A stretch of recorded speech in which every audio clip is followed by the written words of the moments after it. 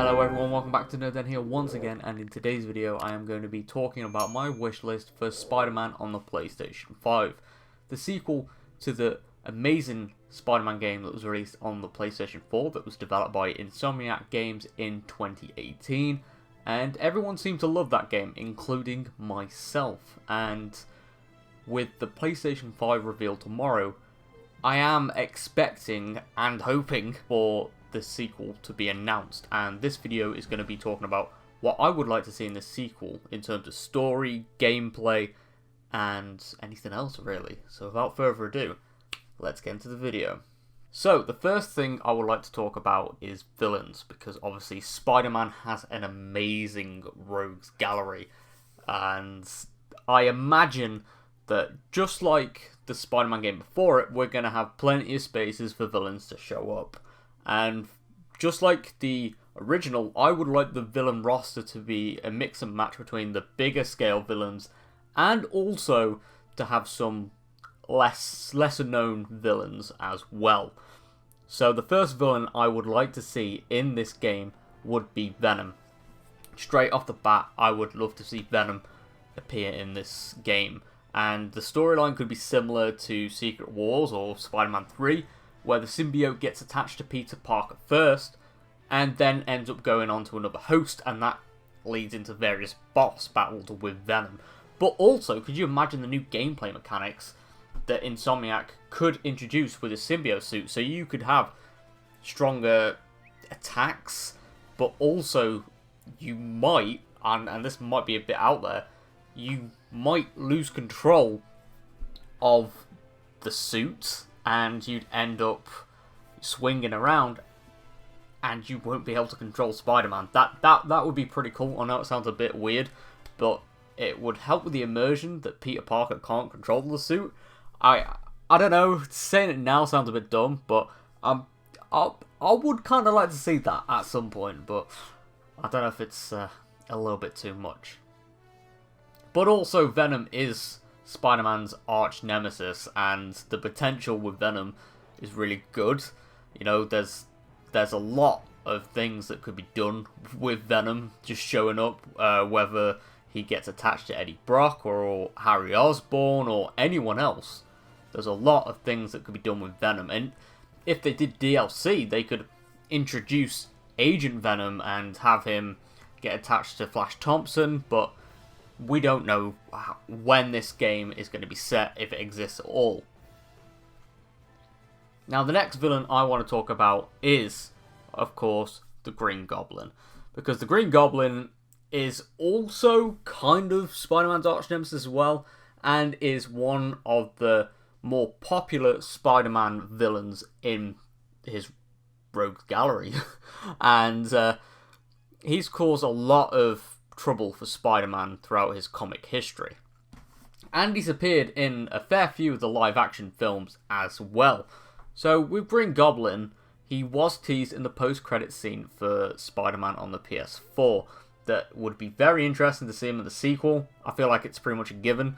But would they introduce him straight away, or would they slowly build up to Green Goblin's debut?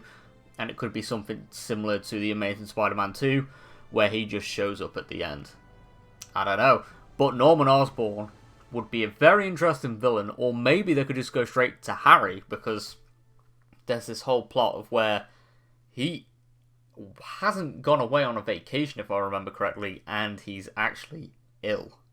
Now, the third villain I would like to see introduced is Mysterio, just because after watching Far From Home, I feel like there's a huge demand for Mysterio, and he is a unique villain because a lot of his attacks and the way he poses as a threat, he's a VFX artist. Like, a lot of his things are just, well, they're not even a proper illusion. They're just done digitally, and I feel like that would be very cool.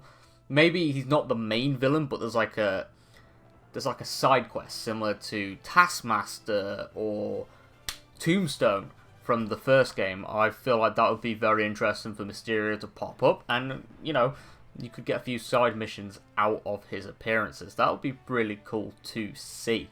Now, the final villain I would like to see in this game would actually be a returning villain, and that would be the return of Doc Ock. Because I feel like there's a lot more that could be done with that character and his relationship with this incarnation of Spider-Man. Just because that game left me wanting to see more of Doc Ock.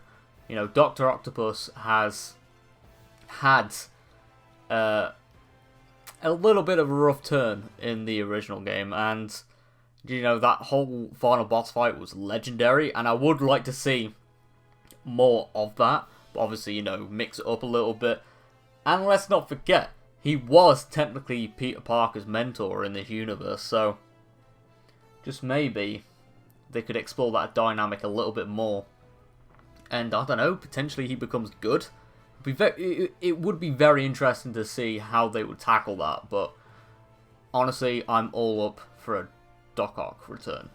Now I'm going to move on to gameplay mechanics, because obviously Spider-Man on the PS4 had amazing gameplay, and for me personally, I hope it remains the same. Obviously, add new gadgets, and maybe, you know, some spider drones as well, some things like that, you know. Just add some new gadgets that I'm probably not going to go into loads of detail, because there's so many gadgets that Spider-Man has had over the years. It is quite hard to keep track on. But gameplay mechanics, there's something I would like to see. I enjoyed the missions with MJ in the game, and well, I would like to see a different take on playing as another character, and I would like to play as Miles Morales, because in the end of the first game, he got his spider powers, and in the DLC, it was hinted out that Peter Parker was slowly training Miles to become a Spider-Man, but obviously Peter was originally hesitant on training him, because obviously with great power comes great responsibility. So yeah, there's obviously that might play into effect, but if I remember correctly, at the end of the final DLC, I think that's when Miles' training properly got started. So maybe we play as a early version of Miles Morales as Spider-Man, and it could be similar to Into the Spideyverse. So that would be really interesting to see as well, just because I'm a huge fan of Miles' version of Spider-Man. And imagine if you could actually use co-op, like having co-op in the game with Peter Parker and Miles Morales as Spider-Man on missions together. That would be really cool. And just imagine swinging around New York with your friend. That would be amazing. But I feel like that might be pushing it too much, maybe. But who knows? Now, speaking of New York, I would like to see some other areas as well. Some new gameplay areas such as Brooklyn and Queens, and, you know, some familiar locations from the Marvel Universe, just because it would be cool to revisit some popular locations from Spider-Man comics, maybe visit Spider-Man's old apartment, perhaps. That could be a nice little side quest or an Easter egg, or where many of the collectibles in the game could be stored. There's plenty of areas that could be added for gameplay in this sequel. So yeah, that would be pretty cool to see, and you know, it could add to the story as well. Now, the final thing I would like to see in this game is actually for the DLC. And I would like to have more of it, because the 3-part story DLC was good. I did enjoy it, but I would like to see a little bit more variety.